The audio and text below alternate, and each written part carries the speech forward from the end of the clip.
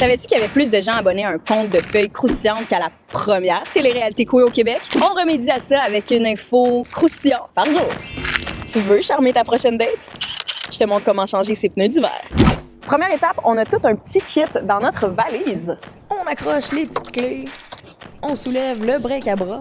Le petit cric, 2 outils, Saute sur la clé à roue comme sur un trampoline, mais pour lousser les boulons. dévisser, le jack à la main. OK, petit show-off de mes bagues très queer. Non, c'est pas vrai. Il y a une encoche sous le bas du véhicule et c'est là qu'on aligne le cric. On prend notre capitaine crochet, on insère l'extension, on tourne dans le sens des aiguilles d'une montre. Maintenant que le pneu n'est plus en contact avec le sol, c'est là qu'on reprend la clé à roue sur laquelle on a fait du trampoline tantôt et on dévisse complètement les boulons.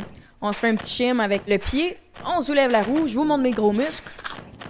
Avant gauche. Là, il faut faire la rotation aussi. Donc, ça veut dire que le pneu était à gauche, en avant, en 2024. Et là, cette année, 2025, faut le mettre avant droite. Bon, je vous remonte mes gros muscles une autre fois, on fouille dans le tote bag pour trouver un 25 cents. Au museau de l'orignal. S'il n'est pas plus haut, ça veut dire que ton pneu est fini. On met le pneu. On s'assure que la pression est répartie partout en vissant les boulons en croix. En haut à droite, en bas à gauche, en bas à droite et en haut à gauche. Même les bras les plus musclés ne suffisent pas. Faut terminer ça avec un petit saut de trampoline sur la clé à roue. Pendant que je change mes pneus, un arc-en-ciel. Il y a un arc-en-ciel On n'oublie pas de se laisser une petite note sur le pneu qu'on vient de changer. dans le petit sac. Et en même temps, on se rajoute un petit post-it pour son futur SWAT. Voilà. You go queen! Puis là, on va faire le reste à la drill.